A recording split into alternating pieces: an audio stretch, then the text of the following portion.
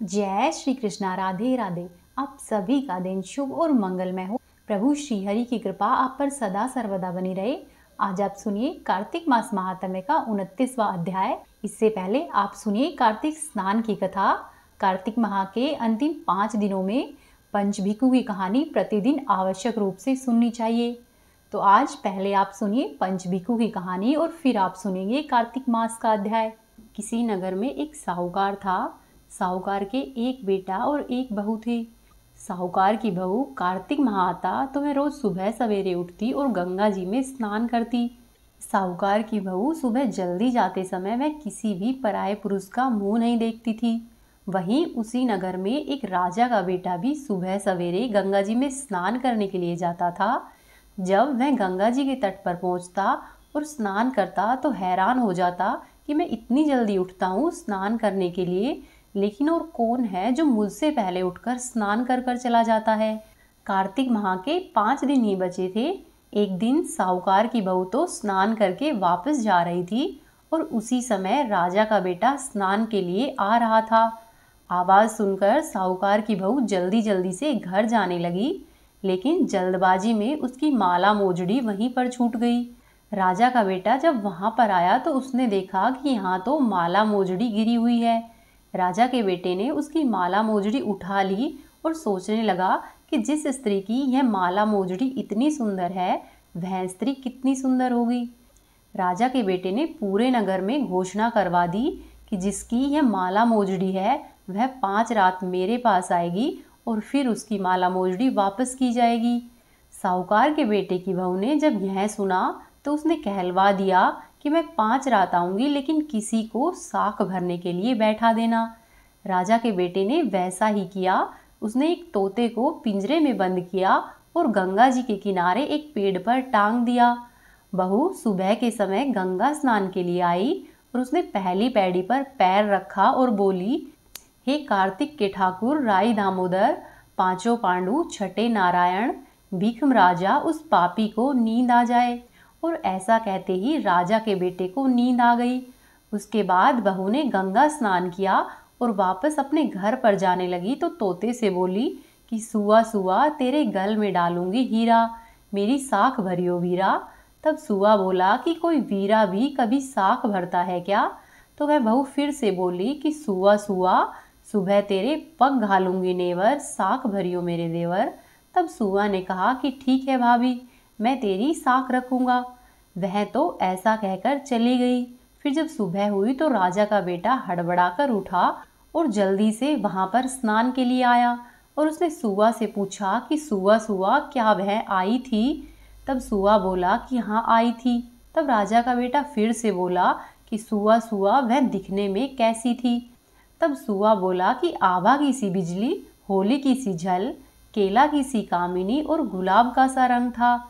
अगले दिन राजा के बेटे ने सोचा कि आज मैं अपनी उंगली पर चीरा लगाऊंगा, इसके कारण मुझे नींद नहीं आएगी। और राजा के बेटे ने वैसा ही किया। अगले दिन राजकुमार उंगली चीरकर लेट गया।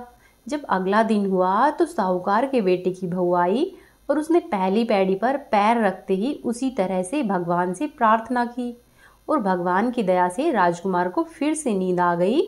बहू ने फिर से स्नान किया और स्नान करके फिर से वापस चली गई।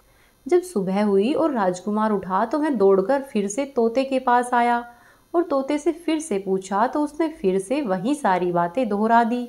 तीसरे दिन राजकुमार बोला कि आज रात को मैं अपनी आंखों में मिर्ची डालकर बैठूंगा। और जब रात हुई तो राजकुमार अपनी आंखों में मिर्ची डालकर बैठ गया। और अगली सुबह बहू फिर से गंगा स्नान के लिए आई और उसने फिर से प्रार्थना की, जिससे कि राजकुमार को फिर से नींद आ गई। अगली सुबह जब राजकुमार ने तोते से बहू के आने की बात पूछी तो तोते ने उसे सारी बात फिर से कह सुनाई।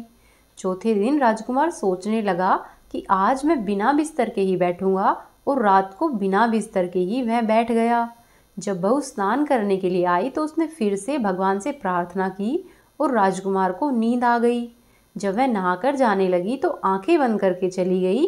राजकुमार जब उठा तो वह जा चुकी थी। राजकुमार फिर से सोच में पड़ गया और सोचने लगा कि आज तो 5वां दिन है और आज आखिरी दिन है, आज मैं अवश्य ही उसको देखूंगा। और आज मैं अंगीठी जलाकर बैठूंगा जिससे कि मुझे नींद नहीं आएगी। राजकुमार ने वैसा ही किया। उस रात वह अंगीठी रखकर बैठ गया। अगले दिन जब सुबह हुई तो साहूकार के बेटे की बहू आई और उसने जैसे ही पहली पैड़ी पर पैर रखा तो वह फिर से प्रार्थना करने लगी कि हे कार्तिक के ठाकुर राई दामोदर, पांचों पांडु, छठे नारायण, भीष्म राजा, उस पापी को नींद आ जाए। बहू की यह प्रार्थना सुनते ही राजा के बेटे को नींद आ गई। फिर बहू ने गंगा स्नान किया और जब वह नहाकर जाने लगी तो तोते से बोली कि तोते, उस पापी से कह देना कि मेरी 5 रातें पूरी हो चुकी है, वह मेरे मोतियों की माला मेरे घर पर भिजवा दे।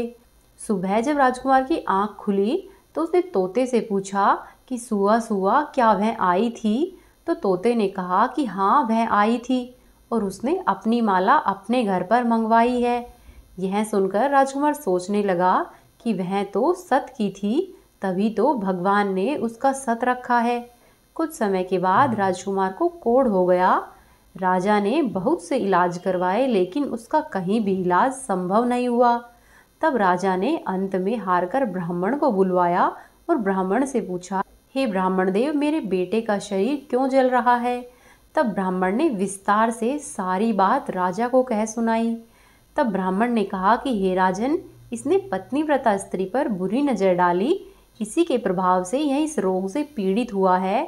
तब राजा ने ब्राह्मण से राजकुमार के ठीक होने का उपाय जानना चाहा। तब ब्राह्मण ने कहा कि हे राजन, यदि राजकुमार उस साहूकार की बहू को धर्म की बहन बनाए और रोज उसके नहाए हुए जल से यह स्नान करे तभी यह ठीक हो सकता है।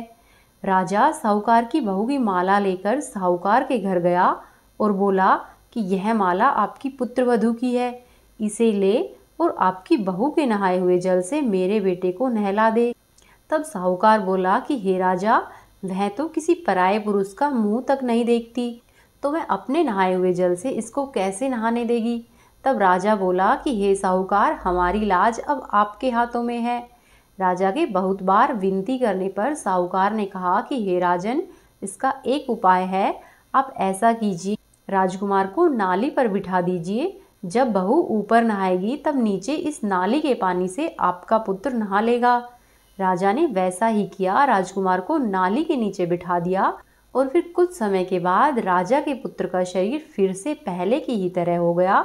हे कार्तिक के ठाकुर राई दामोदर, जैसे आपने उस बहू का सत रखा है वैसे ही सब कहानी सुनने वाले, कहने वाले और होकारा भरने वाले का सत रखना। अब आप सुनिए कार्तिक मास महात्म्य के आगे की कथा। कल तक के अध्याय में आपने सुना था कि सूत जी ने सभी ऋषियों को बताया है कि शनिवार के अलावा अन्य दिनों में पीपल वृक्ष को स्पर्श नहीं करना चाहिए। साथ ही इसका कारण भी बताया था। इतनी कथा सुनकर सभी ऋषि सूत जी से बोले कि हे सूत जी, अब आप हमें तुलसी विवाह की विधि बताइए। तब श्री सूत जी बोले कि कार्तिक माह के शुक्ल पक्ष की नवमी को द्वापर युग का आरंभ हुआ था, अतः यह तिथि दान और उपवास में क्रमशः पूर्व व्यापिनी तथा पर व्यापिनी हो तो ही ग्राह्य है। इस तिथि को नवमी से एकादशी तक मनुष्य शास्त्रोक्त विधि से तुलसी के विवाह का उत्सव करे तो उस मनुष्य को कन्यादान के जितना फल प्राप्त होता है। पूर्व काल में कनक की पुत्री किशोरी ने एकादशी तिथि में संध्या के समय तुलसी की वैवाहिक विधि संपन्न की। ऐसा करने से वह किशोरी वैधव्य से मुक्त हो गई। अब मैं तुलसी विवाह की विधि बताता हूँ। 1 तोला स्वर्ण की भगवान विष्णु की प्रतिमा तैयार करवाए अथवा अपनी शक्ति के अनुसार आधे तोले की या फिर चौथाई तोले की ही प्रतिमा बनवा ले। फिर तुलसी और भगवान विष्णु की प्रतिमा में प्राण प्रतिष्ठा करके षोडशोपचार विधि से पूजा करे। पहले देश तथा काल का स्मरण करके गणेश पूजन करे, फिर नांदी श्राद्ध करे। तत्पश्चात वेद मंत्रों के उच्चारण और बाजे आदि की ध्वनि के साथ भगवान विष्णु की प्रतिमा को तुलसी जी के निकट लाकर रखे। प्रतिमा को वस्त्रों से आच्छादित करना चाहिए। उस समय भगवान का इस तरह से आवाहन करे, हे केशव भगवान, आप यहाँ आइए और विराजित हुइए। हे देव, मैं आपकी पूजा करती हूँ, आपकी सेवा में तुलसी को समर्पित करूंगी। आप मेरे संपूर्ण मनोरथों को पूर्ण करें। इस प्रकार आवाहन करके उसके बाद 3 बार अर्घ्य, पाद्य और विष्ट का उच्चारण करके इन्हें बारी बारी से भगवान को समर्पित करें। फिर 3 बार आचमन का पद उच्चारण करके भगवान को आचमन कराए। इसके बाद कांसे के बर्तन में दही, घी और मधु रखकर उसे कांसे के पात्र से ही ढक दे। तत्पश्चात भगवान को अर्पण करते हुए इस प्रकार से कहे कि हे वासुदेव, आपको नमस्कार है, यह मधुपर्क आप ग्रहण कीजिए। मधुपर्क दही, घी तथा शहद का मिश्रण होता है। उसके बाद हरिद्रा लेपन और अभ्यंग कार्य करके गोधूली की वेला में तुलसी और विष्णु जी का पूजन पृथक पृथक करना चाहिए। दोनों को एक दूसरे के सम्मुख रखकर मंगल गान का पाठ करें। जब भगवान सूर्य कुछ कुछ दिखाई देते हो तब कन्यादान का संकल्प करें। अपने गोत्र और प्रवर का उच्चारण करके आदि की 3 पीढ़ियों का भी आवर्तन करें। उसके बाद भगवान विष्णु से इस प्रकार कहे कि हे आदि, मध्य और अंत से रहित त्रिभुवन, हे प्रतिपालक परमेश्वर, इस तुलसी दल को आप विवाह की विधि से ग्रहण करें। यह पार्वती के बीच से प्रकट हुई है, वृंदा की भस्म में स्थित रही है तथा आदि, मध्य और अंत से शून्य है। आपको तुलसी बहुत ही प्रिय है, अतः इसे मैं आपकी सेवा में अर्पित करती हूँ। मैंने जल के घड़ों से सींचकर और अन्य प्रकार की सभी सेवाएं करके इसे अपनी पुत्री की ही भांति पाला पोसा और बढ़ाया है। अतः आपकी प्रिय तुलसी मैं आपको दे रही हूँ। हे प्रभु, इसे आप ग्रहण करें। इस प्रकार तुलसी का दान करके फिर उन दोनों अर्थात तुलसी और भगवान विष्णु की पूजा करें और विवाह उत्सव मनाएं। सुबह होने पर पुनः तुलसी और विष्णु जी का पूजन करें। अग्नि की स्थापना करके उसमें द्वादक्षर मंत्र से खीर, घी, मधु और तिल मिश्रित हवनीय द्रव्य की 108 आहुति दे। फिर स्विष्टकृत होमक करके पूर्णाहुति दे। आचार्य की पूजा करके होम की शेष विधि पूरी करे। उसके बाद भगवान से इस प्रकार प्रार्थना करे कि हे प्रभु, आपकी प्रसन्नता के लिए मैंने यह व्रत किया है। हे जनार्दन, इसमें जो भी कमी हो वह आपके प्रसाद से पूरी हो जाए। हे प्रभु, आप मेरी इस सेवा को ग्रहण करें। यदि द्वादशी में रेवती का चौथा चरण बीत रहा हो तो उस समय व्रत करने वाले मनुष्य को पारण नहीं करना चाहिए। जो मनुष्य उस समय भी व्रत का पारण करता है वह अपने व्रत को निष्फल कर देता है। भोजन के पश्चात तुलसी के स्वतः गलकर गिरे हुए पत्तों को खाकर मनुष्य सभी प्रकार के पापों से मुक्त हो जाता है। भोजन के अंत में ऊख, आंवला और बेर का फल खा लेने से उच्छिष्ट दोष मिट जाता है। उसके बाद भगवान का विसर्जन करते हुए कहे कि हे भगवान, आप तुलसी के साथ वैकुंठ धाम में पधारो। हे प्रभु, मेरे द्वारा की हुई पूजा ग्रहण करके आप सदैव ही संतुष्ट रहो। इस प्रकार देवेश्वर विष्णु का विसर्जन करके मूर्ति आदि सब सामग्री आचार्य को अर्पित कर दे। ऐसा करने से मनुष्य कृतार्थ हो जाता है। यह विधि सुनाकर सूत जी ने ऋषियों से कहा कि हे ऋषियों, इस प्रकार से जो मनुष्य श्रद्धा पूर्वक सत्य, शांति और संतोष को धारण करता है, भगवान विष्णु को तुलसी दल समर्पित करता है, उसके सभी पापों का नाश हो जाता है और वह व्यक्ति संसार के सभी सुखों को भोगकर अंत में भगवान विष्णु के लोक वैकुंठ लोक को प्राप्त होता है। फिर आगे श्री सूत जी कहते हैं कि हे ऋषिवरों, यह कार्तिक महात्म्य सभी रोगों और संपूर्ण पापों का नाश करने वाला है।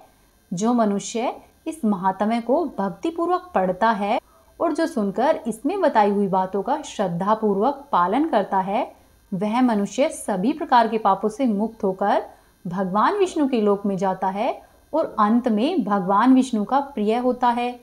जिसकी बुद्धि खोटी हो तथा जो श्रद्धा से रहित हो तथा जो दिन भर नकारात्मकता से घिरे रहे, ऐसे किसी मनुष्य को यह महात्म्य नहीं सुनना चाहिए। ये सब बातें सभी ऋषियों को बताकर श्री सूत जी महाराज ने सभी ऋषिगणों से विदा ली। प्रेम पूर्वक बोली श्री हरि विष्णु भगवान की जय, तुलसी माता की जय। अब आप सुनिए श्री तुलसी चालीसा का पाठ। श्री तुलसी महारानी करूं विनय सिरनाय, जो मम हो संकट विकट दीजे मात नशाय। नमो नमो तुलसी महारानी, महिमा अमित न जाय बखानी। दियो विष्णु तुमको सम्माना, जग में छायो सुयस महाना। विष्णु प्रिया जय जयति भवानी, तीहु लोक की हो सुख खानी। भगवत पूजा कर जो कोई, बिना तुम्हारे सफल नहीं होई। जिन घर तब नहीं होए निवासा, उस पर करी विष्णु नहीं वासा। करे सदा जो तव नित सुमरिन, तेहि के काज होए सब पूरण। कार्तिक मास महात्म तुम्हारा, ताको जानत सब संसारा। तव पूजन जो करे कुआरी, पावे सुंदर वर सुकुमारी। कर जो पूजन नित प्रति नारी, सुख संपत्ति से होए सुखारी। वृद्धा नारी करे जो पूजन, मिले भक्ति होवे पुलकित मन। श्रद्धा से पूजे जो कोई, भवनिधि से तर जावे सोई। कथा भागवत यज्ञ करावे, तुम बिन नहीं सफलता पावे। छायो तब प्रताप जग भारी, ध्यावत तुम ही सकल चितधारी। तुम्ही मात यंत्रण तंत्रण, सकल काज सिद्धि होवे क्षण में। औषधि रूप आप हो माता, सब जग में तव यश विख्याता। देव ऋषि मुनि ओ तपधारी, करत सदा तव जय जयकारी। वेद पुराणन तव यश गाया, महिमा अगम पार नहीं पाया। नमो नमो जय जय सुख कारिणी, नमो नमो जय जय दुख निवारिणी। नमो नमो सुख संपत्ति देनी, नमो नमो अघ काटन छेनी। नमो नमो भक्तन दुख हरणी, नमो नमो दुष्टन मद छेनी। नमो नमो भव पार उतारिणी, नमो नमो परलोक सुधारिणी। नमो नमो निज भक्त उभारिणी, नमो नमो जन काज संवारिणी। नमो नमो जय कुमति नशावनी, नमो नमो सुख उपजावनी। जयति जयति जय तुलसी माई, ध्याऊ तुमको शीस नवाई। निज जन जानी मोहि अपनाओ, बिगड़े कारज आप बनाओ। करु विनय मैं मात तुम्हारी, पूर्ण आशा करऊ हमारी। शरण चरण कर जोरी मनाऊं, निस दिन तेरे ही गुण गाऊं। करऊं मात यह अब मोह पर दाया, निर्मल होए सकल मम काया। मांगू मात यह वर दीजे, सकल मनोरथ पूर्ण कीजे। जानु नाही कुछ नेम अचारा, क्षमऊ मात अपराध हमारा। 12 मास करे जो पूजा, तासम जग में और न दूजा। प्रथम ही गंगा जल मंगवावे, फिर सुंदर स्नान करावे। चंदन अक्षत पुष्प चढ़ावे, धूप दीप नैवेद्य लगावे। करे आचमन गंगा जल से, ध्यान करे हृदय निर्मल से। पाठ करे फिर 40 की, स्तुति करे माँ तुलसा की।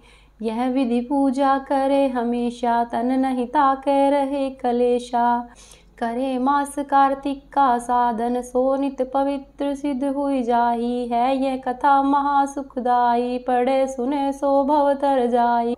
तुलसी मैया तुम कल्याणी, तुम्हारी महिमा सब जग जानी। हम माता तुझ नित नित धाते, गा गा कर माँ तुझे रिझाते। यह श्री तुलसी चालीसा पाठ जो गावे, मन वांछित फल वो ही पावे। प्रेम से बोलिए तुलसी मैया की जय। अब आप सुनिए तुलसी माता की आरती। तुलसी महारानी नमो नमो, हरि की पटरानी नमो नमो। तुलसी महारानी नमो नमो, हरि की पटरानी नमो नमो। धन तुलसी पूर्ण तप कीनो, शालिग्राम बनी पटरानी। जाके पत्र मंजरी कोमल, श्रीपति कमल चरण लपटानी। तुलसी महारानी नमो नमो, हरि की पटरानी नमो नमो। धूप दीप नैवेद्य आरती, पुष्पन की वर्षा बरसानी। 56 भोग 3600 व्यंजन, बिन तुलसी हरि एक न मानी। तुलसी महारानी नमो नमो, हरि की पटरानी नमो नमो। सब सखी मैया तेरा यश गावे, भक्ति दान दीजे महारानी। तुलसी महारानी नमो नमो, हरि की पटरानी नमो नमो। तुलसी महारानी नमो नमो, हरि की पटरानी नमो नमो। प्रेम से बोलिए तुलसी मैया की जय।